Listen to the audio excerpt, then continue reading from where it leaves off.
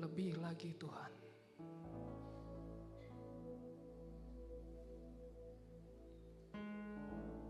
More Lord.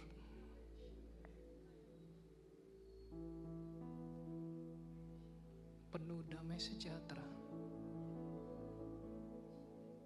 dan sukacita surga.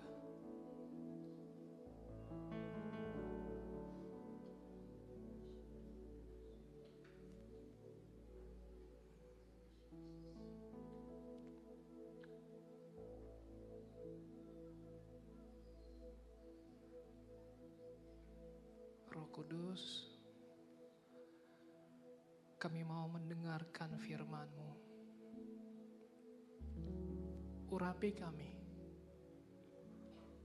untuk dapat mengerti dan melakukan firman-Mu. Karena kami percaya, bukan karena pengetahuan kami dan pikiran kami, tapi karena kuasa-Mu lah yang mampu mengubahkan kami.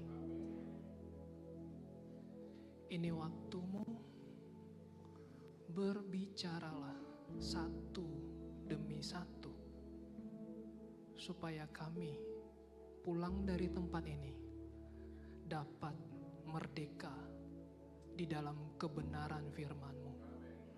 Sehingga setiap langkah kami dalam hidup ini, kami menyadari bahwa Tuhan itu baik bagi kami.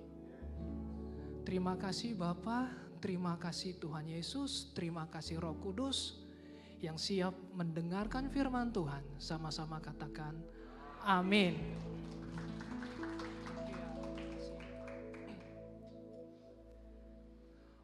Welcome home.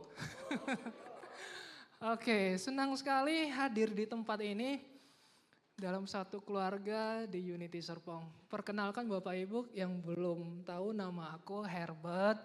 Aku ambil di pelayanan anak di gereja kita. Oke, tanpa terasa kita sudah masuk di minggu pertama bulan Desember. Sekedar flashback, mungkin di awal Januari kita pernah bikin resolusi tahun baru. Benar gak? Ya, kita pengen di tahun 2024, waktu di bulan Januari, kita mau tahun ini tahun yang ada terobosan. Doa-doa yang terjawab. Gitu ya. Setiap pergumulan kita ada jawaban Tuhan. Ada peningkatan dalam keuangan, kesehatan, ataupun hal yang lainnya. Nah, saya balik ingatkan, dari Januari tahun 2024 ini, hari demi hari, minggu demi minggu, bulan demi bulan, sampai hari ini, di bulan Desember, apakah keinginan kita, pergumulan kita, sudah terjawab? Apakah kita masih berkata, Tuhan itu baik? Nah, hari ini saya akan mencoba sharing tentang judul, apakah Tuhan itu baik? Bapak Ibu, apa yang ada di dalam pikiran kita tentang siapa itu Tuhan sangat penting. Saya ulangi, apa yang ada di dalam pikiran kita, penggambaran kita tentang Tuhan itu sangat penting. Sehingga saat kita berdoa, saat kita menghadapi pergumulan, saat kita menghadapi tantangan, apakah kita melihat Tuhan itu Tuhan yang selalu baik atau Tuhan yang mudi? Tahu mudi? Kadang baik, kadang enggak baik. Tuhan yang di satu sisi bisa baik sama kita, tapi di satu sisi dia cuek dan biarkan kita.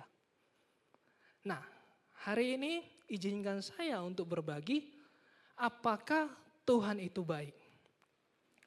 Pada mulanya, kitab Kejadian berkata, di Taman Eden, manusia pertama, putra dan putri Tuhan, Adam dan Hawa, itu menikmati hubungan yang sangat baik bersama dengan Tuhan. Sampai suatu ketika, iblis dalam rupa ular itu membujuk Hawa. Dia bilang gini, bukankah Tuhan berkata, buah di dalam taman ini kamu gak boleh makan? Hawa bilang, Tuhan bilang semua boleh dimakan. Kecuali buah yang ada pohonnya di tengah itu. Pohon pengetahuan yang baik dan yang jahat. Karena kalau kami memakannya, kami akan mati. Lalu iblis bilang, kamu gak akan mati. Tapi kalau kamu memakannya, kamu akan menjadi seperti Allah, tahu tentang apa yang baik dan yang jahat. Oke, kita tahu ceritanya akhirnya manusia pertama itu memakan buah tersebut. Nah, Bapak Ibu, saya mau bilang ke slide-nya balik lagi. Jika kita mempercayai suatu kebohongan, maka kita memberi kuasa kepada si pembohong. Iblis adalah bapa segala dusta. Yohanes 8 ayat 44 mengatakannya. Iblis itu bapa segala dusta. Jadi, iblis punya kuasa dalam hidup kita karena kita beri dia kuasa. Karena sebenarnya iblis itu gak ada kuasanya. Kapan kita kasih dia kuasa?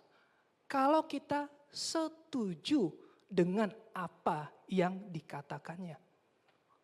Sehingga tujuan iblis adalah supaya kita berontak kepada Tuhan. Nah, saya mau sampaikan. Yohanes 8 ayat 32 berkata, dan kamu akan mengetahui kebenaran dan kebenaran itu akan memerdekakan kamu. Apa itu kebenaran? Firman Tuhan. Kapan kebenaran itu bisa memerdekakan kita? Saat kita merdeka di dalam kebenaran firman Tuhan. Saat firman itu sudah ada di dalam hati kita. Sampai level tingkat dalam hati, bukan dalam pikiran. Karena kemerdekaan bisa kita nikmati akan kebenaran firman Tuhan. Kalau firman Tuhan itu masuk dalam hati kita. Jadi firman Tuhan kita nggak bisa analisa lewat pikiran kita. Tapi harus masuk ke dalam hati. Dan kebenaran itulah yang memerdekakan kita. Apa akibatnya? Karena manusia jatuh dalam dosa. Tuhan, Allah yang kita kenal itu membuat ada rancangan yang baru. Yesus hadir, datang sebagai penyelamat. Dan Tuhan berkata, Kejadian 3 ayat 15, aku akan mengadakan permusuhan antara engkau dan perempuan ini, antara keturunanmu dan keturunannya. Keturunannya akan meremukkan kepalamu dan engkau akan meremukkan tumitnya. Yesus harus datang untuk mengambil kembali kuasa iblis yang diberikan oleh Adam dan Hawa itu. Yesus harus datang ke dunia untuk mengambil satu langkah penebusan.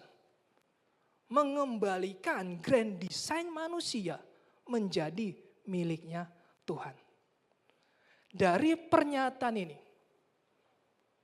kita harus sadar sepenuhnya. Kalau dia Tuhan yang baik. Dia kembalikan manusia ke dalam destininya bersama-sama dengan Allah. Dengan cara Yesus harus datang ke dunia dan menyelamatkan umat manusia. Karena manusia tidak bisa dengan cara apapun untuk datang kepada Allah kalau tidak melalui Yesus. Nah, apa yang terjadi Bapak Ibu? Waktu Yesus datang ke dunia, ada satu deklarasi yang sangat menggembirakan. Para malaikat itu bilang gini, damai sejahtera di bumi bagi semua orang yang berkenan kepadanya. Menjelang Natal, ayat ini sering digunakan waktu drama-drama Natal. Malaikat datang, dia berkata, damai sejahtera di bumi waktu Yesus lahir bagi setiap orang yang berkenan kepadanya. Nih, bayangi nih. Tuhan mau damai sejahtera ada di bumi. Tapi hatinya Tuhan ini 2000 tahun berikutnya, bahkan saat ini, apakah kita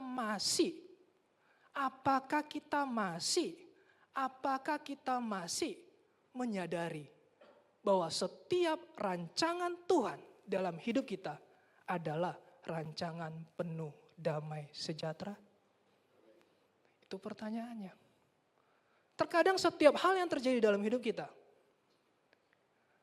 sering bertanya, Tuhan baik enggak? Terkadang setiap pergumulan yang kita hadapi, kita sering beralih dari pernyataan Tuhan. Waktu Yesus lahir, malaikat mendeklarasikan damai sejahtera di bumi bagi setiap orang yang berkenan kepadanya. Maka hari ini, yuk kita sama-sama belajar. Kalau Tuhan mau, kita hidup dengan penuh damai sejahtera. Lanjut slide-nya. Nah, setelah pada mulanya Yesus datang. Kalau kita lihat Yesus, kita baca Alkitab, kekaguman kita kepada Tuhan.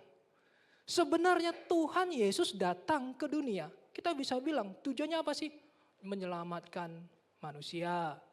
Yesus datang untuk menghapus dosa-dosa manusia.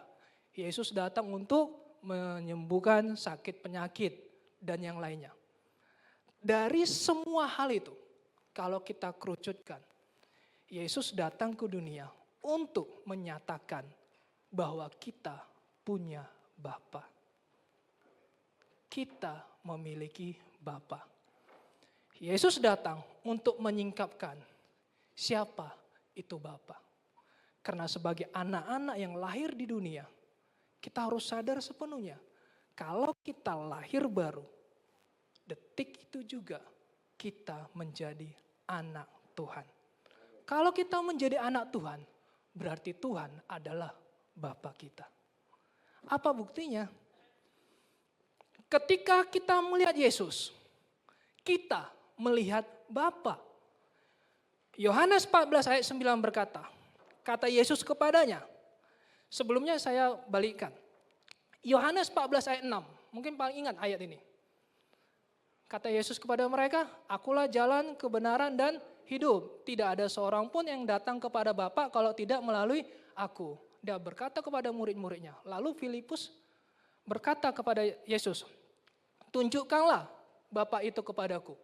Yesus jawab, kata Yesus kepadanya, telah sekian lama aku bersama-sama kamu, Filipus, namun engkau tidak mengenal aku. Barang siapa telah melihat aku, ia telah melihat Bapa. Bagaimana engkau berkata, tunjukkanlah Bapa itu kepada kami. Berarti kalau kita lihat Yesus, baca firman, apa yang dilakukannya, kita lihat Bapa. Apa yang kita bisa lihat dari Yesus, sehingga kita bisa mengatakan Bapa itu baik, karena Yesus baik. Yesus mau ngobrol dengan perempuan Samaria. Karena Samaria dan Yahudi itu bermusuhan. Yesus mendobrak budaya itu. Untuk mau ngobrol dengan seorang perempuan Samaria. Selanjutnya, Yesus lakukan apa? Yesus mau tinggal, nginap di rumah Matius pemungut cukai. Orang yang dibenci oleh bangsanya karena dia seorang pemungut cukai. Yesus juga mau mengampuni wanita yang kedapatan sedang berzina. Apa yang kita lihat? Tuhan menerima kita apa adanya. Itulah Bapa kita. Yesus hanya menunjukkan kalau dia melakukan itu, dia mau berkata, Bapa di surga menerima kita apa adanya. Yang kedua, ia mengatakan hanya apa yang dikatakan Bapa. Yohanes 12 ayat 49 sampai 50. Sebab aku berkata-kata bukan dari diriku sendiri, tetapi Bapa yang mengutus aku. Dialah yang memerintahkan aku untuk mengatakan apa yang harus aku katakan dan aku sampaikan. Dan aku tahu bahwa perintahnya itu adalah hidup yang kekal. Jadi apa yang aku katakan, aku menyampaikannya sebagaimana yang difirmankan oleh Bapa kepadaku. Yesus hanya mengatakan apa yang dikatakan Bapa kepadanya. Yesus bilang, aku datang bukan untuk menghakimi, tapi untuk menyelamatkan. Yesus bilang, ucapan bahagia. Berbahagialah orang yang lapar dan haus akan kebenaran. Mereka akan dipuaskan. Berbahagialah orang yang murah hatinya, karena mereka akan peroleh kemurahan. Berbahagialah orang yang lemah lembut hatinya, karena mereka akan memiliki bumi. Setiap perkataan Yesus, itulah yang Bapa sampaikan kepada kita. Yang ketiga, Yesus melakukan hanya apa yang Bapa lakukan. Yohanes 5 ayat 19. Maka Yesus menjawab mereka, katanya, aku berkata kepadamu sesungguhnya anak tidak dapat mengerjakan sesuatu dari dirinya sendiri jikalau tidak ia melihat Bapa mengerjakannya. Sebab apa yang dikerjakan Bapa itu juga yang dikerjakan anak. Apa yang Yesus kerjakan? Badai datang, dia berkata, diam dan tenanglah. Apa yang Yesus kerjakan? Lazarus yang sudah meninggal, dia bangkitkan. Apa yang Yesus kerjakan? Dia sembuhkan sakit penyakit. Yesus hanya mau kasih tahu kalau Bapa itu maha kuasa. Itulah Tuhan kita. Dari 3 pernyataan ini, Tuhan yang menerima kita apa adanya, Tuhan yang berkata menepati janji-janjinya, dan Tuhan yang maha kuasa, yaitu Bapa kita. Dan semuanya itu satu di dalam Yesus. Dia berkata, Yesus dan Bapa adalah satu. Yohanes 10 ayat 30 mengatakan, aku dan Bapa adalah satu. Jadi, apa yang kita pahami tentang Yesus, itu juga tentang Bapa. Ini satu hubungan yang harus kita pahami. Terkadang, pikiran bawah sadar kita bilang, Yesus baik. Tapi, di satu sisi, kita nggak bisa terima Bapa juga baik. Karena ada pengalaman di masa lalu kita yang membuat kita melihat gambaran Bapa di dunia bukan seperti gambaran Bapa di surga. Nah, Yesus mau bilang, aku dan Bapa adalah satu. Apa yang kita lihat, kita kagumi tentang Yesus, itu juga yang Bapa lakukan dalam hidup kita. Makanya ada lagunya.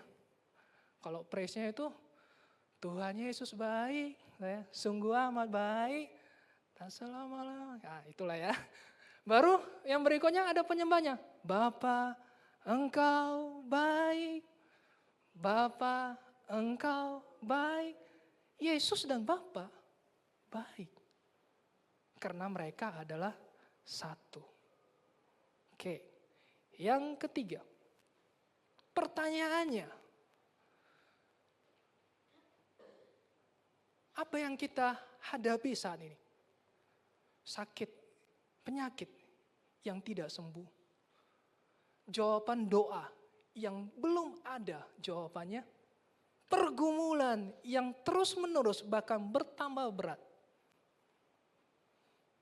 Pertanyaannya, apakah itu karena perbuatannya? Apakah itu karena diizinkannya? Hari ini saya akan coba menyampaikan semua yang kita alami, apapun yang kita hadapi, bukan salahnya. Bukan salah Tuhan. Yang pertama, ada standar yang Tuhan tetapkan. Ini standarnya luar biasa nih.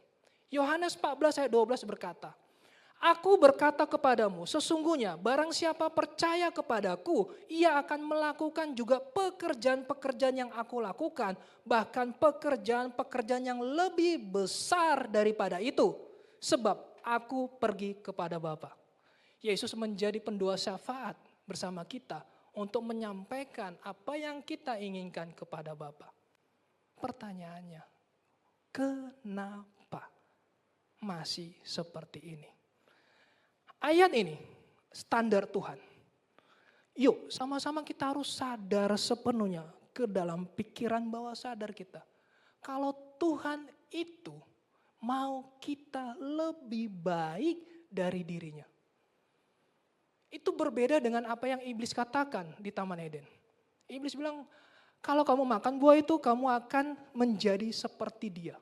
Iblis berkata, kamu lakukan sesuatu, kamu akan seperti Tuhan. Kamu akan disayang sama Tuhan. Kamu akan disenangi sama Tuhan. Padahal bukan karena kita melakukan, tapi karena identitas kita sebagai anak itu cukup bagi Tuhan. So, it is not about doing, but it is about being. Bukan karena kita lakukan segala sesuatu supaya Tuhan tambah sayang, supaya Tuhan berkati kita. Tapi kita harus sadar sepenuhnya. Identitas kita anak. Dan kita punya Bapa yang baik. Itu penting, harus kita sadari. Nah, dari sini aku mau bilang, benar enggak Tuhan itu mau kita melakukan hal yang lebih besar daripada yang dia lakukan? Saya ambil contoh. Yesus menyembuhkan orang yang sakit, perempuan sakit pendarahan dengan menjamah ujung jubahnya. Ujung jubahnya, ingat ya. Asal ku jamah saja jubahnya, aku sembuh. Instantly, tiba-tiba sembuh. Dari Yesus, turun ke muridnya, Petrus. Petrus berjalan, bayangannya sembuhkan orang sakit. Lebih keren dari Yesus enggak? Yesus itu nyembuh dengan pegang jubahnya. Petrus bayangannya tanpa disentuh. Sembuh tuh. Turun berikutnya, Paulus. Paulus, Alkitab catat, sapu tangannya sembuhkan orang sakit. Paulusnya di sini, sapu tangannya di sana, sembuh orang sakit. Lebih keren enggak? Itu yang Bapak inginkan sama kita anak-anaknya. Dia enggak merasa tersaingi. Wah, lu nanti lebih hebat dari gua. Kagak. Itu Tuhan kita. Itu Bapa kita. Dan dia Tuhan yang baik. Dan berikutnya. Next. Tapi kenapa seperti ini masih ada? Keindahan disiplin. Ibrani 12 ayat 7-8.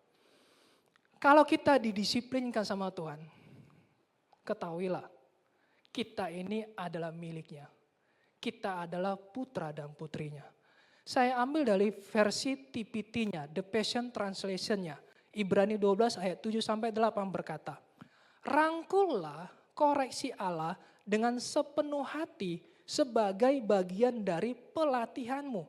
Karena dia melakukan apa yang dilakukan seorang ayah yang penuh cinta kepada anak-anaknya. Siapakah yang pernah mendengar tentang seorang anak yang tidak pernah dikoreksi? kita semua seharusnya menyambut pendisiplinan dari Allah sebagai validasi kita sebagai anak-anaknya yang otentik.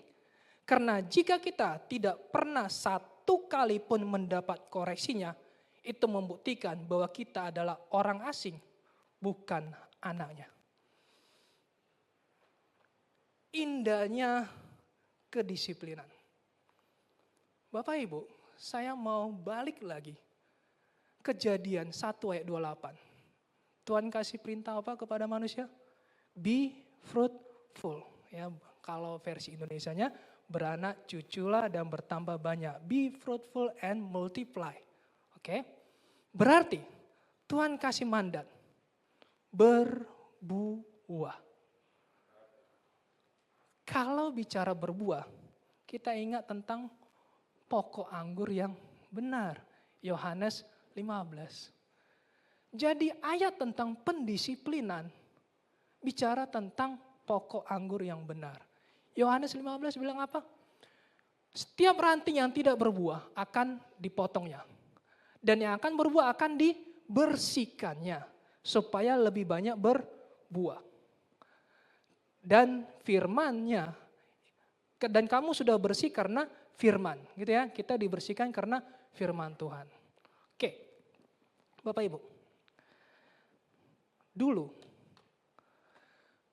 saya berpikir setiap hal buruk yang terjadi pada saya, itu karena Tuhan mau disiplinkan saya. Tapi sekarang, saya belajar. Tidak semua hal yang buruk terjadi dalam hidup saya. Terkadang karena keputusan salah yang saya ambil dalam hidup ini. Dulu saya berpikir hal buruk yang terjadi dalam kehidupan saya karena Tuhan mau disiplinkan saya. Tapi saya belajar saat ini terkadang itu terjadi karena keputusan salah yang saya ambil dalam hidup ini. Firman, tapi itu membuat saya belajar untuk kembali mendengarkan suara Tuhan. Di tempat pergumulan itu, saya belajar untuk kembali mendengar apa yang Tuhan mau. Yunus masuk ke dalam perut ikan besar. Itu bukan karena Tuhan yang disiplinkan dia. Itu terjadi karena Yunus lari dari mendengar suara Tuhan. Lari seharusnya ke Niniwe. Dia pergi ke Tarsis.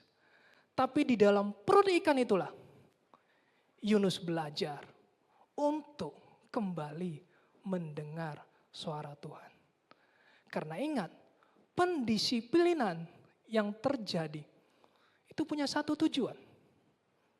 Menghasilkan buah dalam hidup kita. Karena Kejadian 1:28 mengatakan, be fruitful and multiply.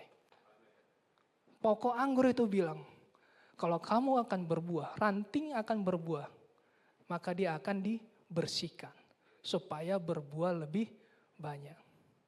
Oke. Tentang kedisiplinan. Saya masuk terhadap apa yang Yesus katakan kepada murid-muridnya. Lukas 9. Yesus memberikan kuasa kepada murid-muridnya. Dan dia kirim mereka berdua-dua pergi.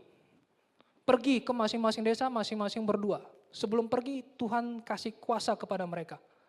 Iblis akan tunduk, iblis akan keluar, sakit penyakit mereka bisa sembuhkan. Lalu waktu mereka kembali kepada Tuhan, dengan euforia yang sudah mereka lakukan, mereka cerita, waduh pengalamannya supranaturalnya is natural. Sesuatu yang gampang yang dilakukan. Iblis kami usir keluar. Sakit penyakit disembuhkan. Lalu Tuhan kasih pesannya gini. Berbahagialah bukan karena apa yang kamu lakukan, berbahagialah karena namamu tercatat di surga. Jadi esensinya Tuhan kasih tahu, berbahagialah setiap perbuatan yang kita lakukan karena nama kita tercatat di surga. Dari titik itu ternyata masalah belum selesai. Ada lagi yang terjadi. Murid-murid saat berkumpul mereka cerita, wow keren ya, yang ini lakukan ini, yang ini lakukan itu. Lalu mereka bertanya, kalau gitu siapa yang terbesar di dalam kerajaan surga? Yesus harus bersihkan pemikiran ini. Karena yang terbesar di dalam kerajaan surga bukan karena kita melakukan segala sesuatu. Apa yang Yesus lakukan? Dia ambil anak kecil. Dia tunjukkan kepada murid-muridnya. Barang siapa yang merendahkan diri dan menjadi seperti anak kecil ini, dialah yang terbesar di dalam kerajaan surga. Jadi yang terbesar di dalam kerajaan surga bukan bicara karena perbuatan yang kita lakukan, tetapi hati yang dimiliki seperti seorang anak kecil. Setelah itu masih ada terjadi juga. Murid-murid yang jalan mereka lihat ada orang yang mengusir setan dengan nama Yesus. Lalu mereka mungkin bilang, oke lah guru, kami semua sama, gak ada yang terbesar. Tapi lihat nih orang ini, masa dia ngusir setan dengan atas namamu? Dia kan bukan bagian dari kita. Roh elitisme yang mengagungkan diri.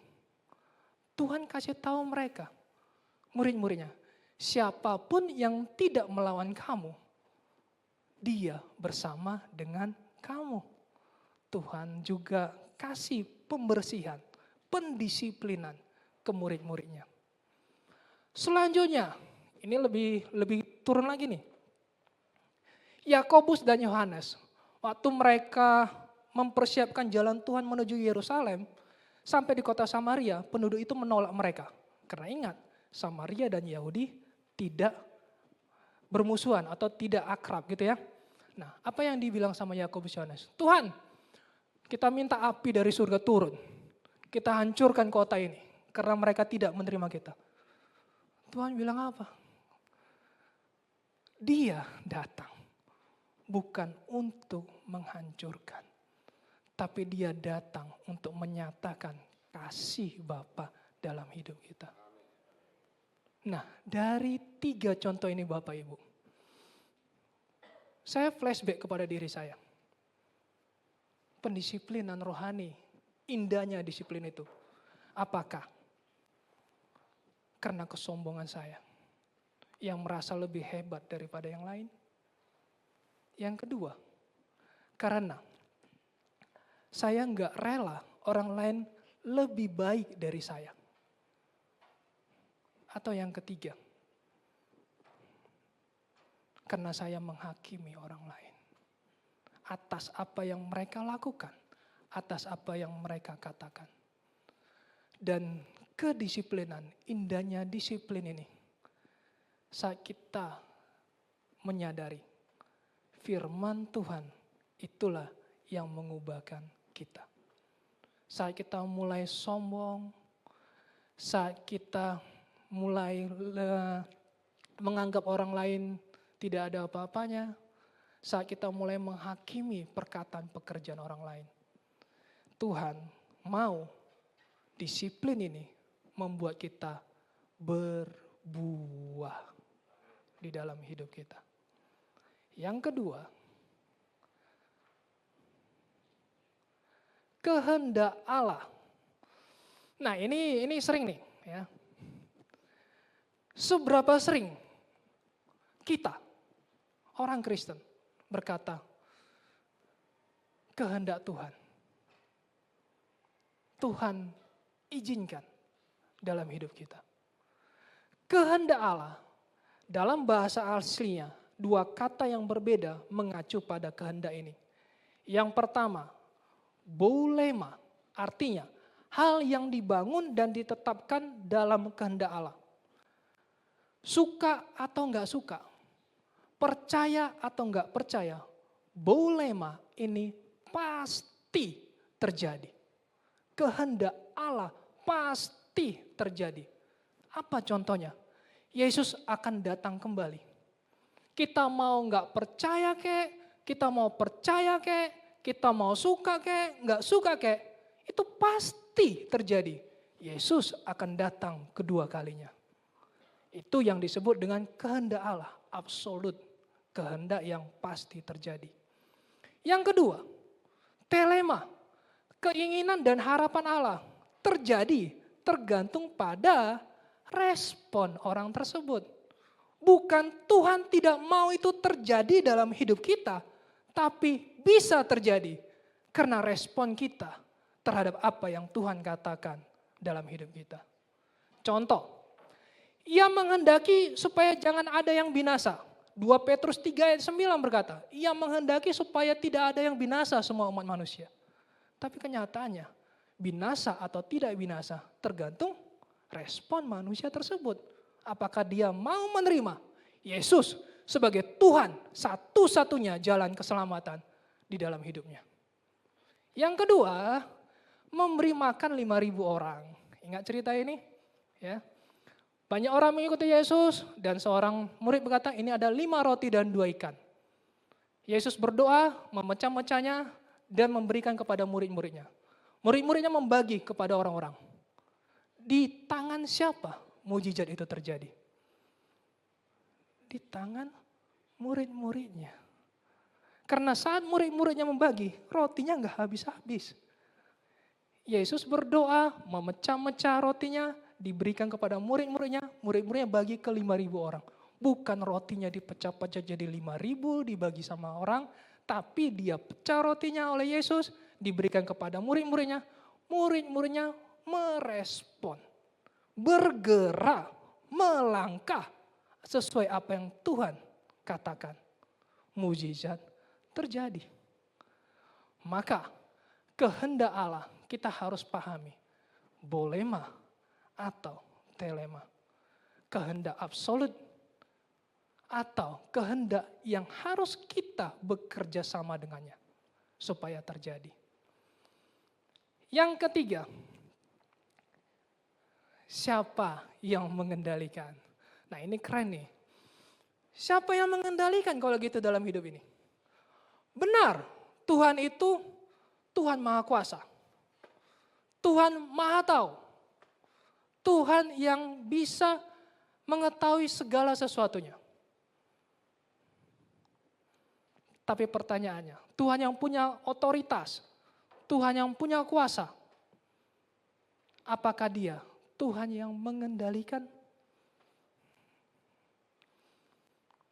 Dia Tuhan yang Maha Kuasa, Tuhan yang Maha Tahu, segala sesuatu Dia tahu. Apakah Dia Tuhan yang mengendalikan? Pertanyaan ini enggak ada hubungannya dengan otoritasnya. Enggak ada hubungannya dengan kuasanya.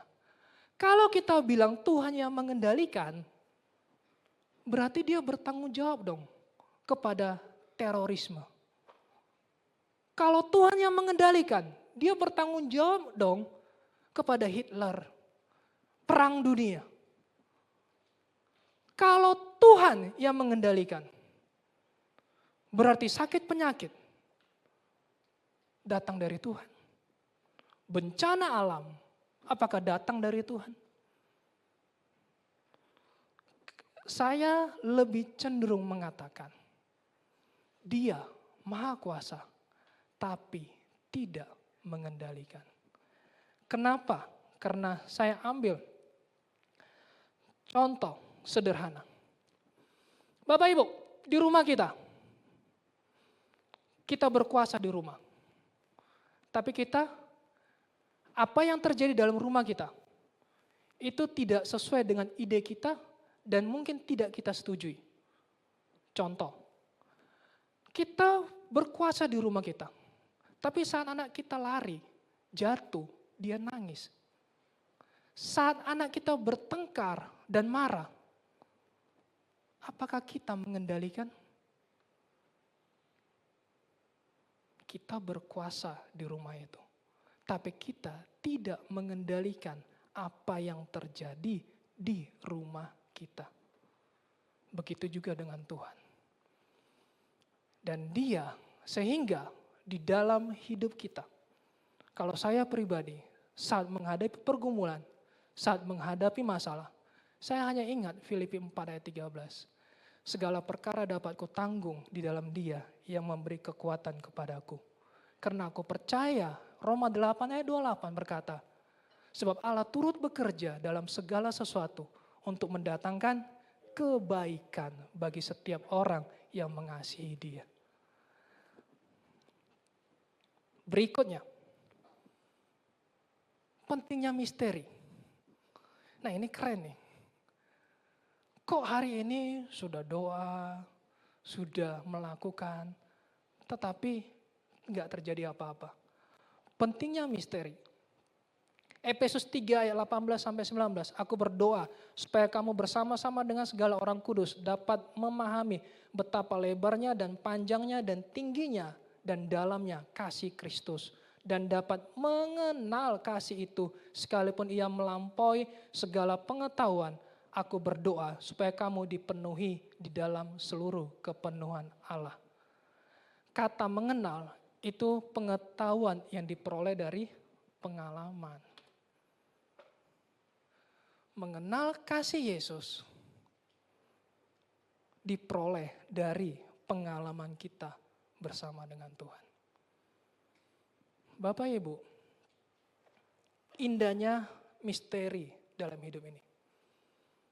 Kita yang terbatas, nggak bisa memahami tentang Tuhan yang tidak terbatas. Karena saat ini kita melihat di awal, tapi Tuhan sudah melihat di ujungnya. Terkadang apa yang kita inginkan tidak sesuai. Terkadang apa yang kita alami tidak kita harapkan. Tapi ketahuilah, rancangan Tuhan, rancangan penuh damai sejahtera. Maka itu yang harus kita pahami sebenarnya. Bahwa Tuhan turut bekerja dalam segala sesuatu untuk mendatangkan kebaikan. Nah, pentingnya misteri ini, contoh ya dalam hidup saya. Saya punya pengalaman Bapak Ibu. Waktu mama saya meninggal. Orang tua saya, keluarga saya itu di Medan semuanya. Oke, saya merantau ke Jakarta. Sore adik saya yang cewek kasih tahu, "Bang, mama masuk rumah sakit." "Oh, oke, aku mau telepon." "Jangan dulu, biar istirahat. Besok pagi aja telepon." Besok pagi saat saya hendak berangkat kantor kerja, papa saya telepon. Dia bilang gini, "Kapan pulang ke Medan?"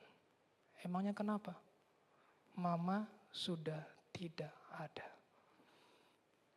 Bapak Ibu, misteri dalam hidup ini kita nggak bisa pikirkan sebelumnya. Malamnya masuk rumah sakit, sore masuk rumah sakit, pagi sudah nggak ada. Saya pulang ke Medan punya satu misi, hidupkan mama saya kembali. Karena saya percaya mujizat Tuhan masih ada. Saya pulang ke Medan, saya datang, saya berdoa, tetap gak bangkit. Tetap mati, meninggal. Lalu, apa indahnya misteri itu? Sabtu mama saya dikuburkan. Minggu, kami anak-anaknya bertanya kepada papa, "Pak, pergi gereja enggak?" Papa bilang, "Yuk kita ke gereja." Apa yang saya dapat dari misteri ini? Satu warisan dari orang tua saya. Kalau minggu itu datang ke gereja. Sempatkan waktu pergi ke gereja. Dan saya ingat warisan dari almarhumah mama saya. Dia orang yang paling bawel kalau anak-anaknya malas ke gereja. Apalagi kalau hujan-hujanan. Ayo pergi hujan mah, apalagi kalau yang terlambat. Mama saya orang paling malam, jam segini belum berangkat, ayo berangkat, pergi. Gitu. Nah, itulah misteri Bapak Ibu.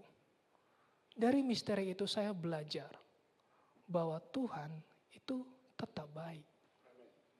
Dan yang berikutnya, sekarang apa? Dalam hidup ini, Keluaran 33 ayat 13. Maka sekarang jika aku kiranya mendapat kasih karunia di hadapanmu, beritahukanlah kiranya jalanmu kepadaku, sehingga aku mengenal engkau. Sehingga kita mengenal Tuhan. Kesimpulannya, saya tutup dengan berpikir secara konsisten dengan berserah kepada kebaikan Allah harus tetap terus dilakukan daripada menghabiskan waktu dan tenaga mempercayai sesuatu dan kemudian mengetahui bahwa itu enggak benar.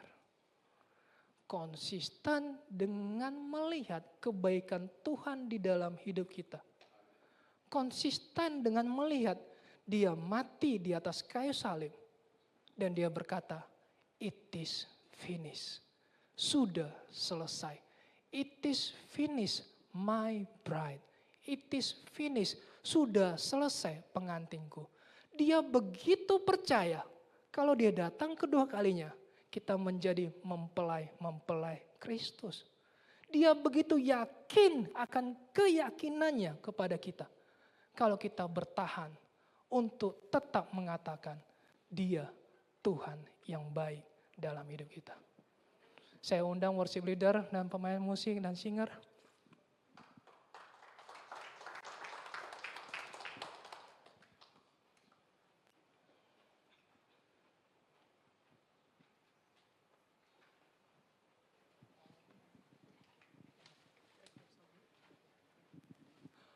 Bapak Ibu, sebelum kita menyanyikan lagu ini, saya mau sampaikan sesuatu yang menurut saya penting.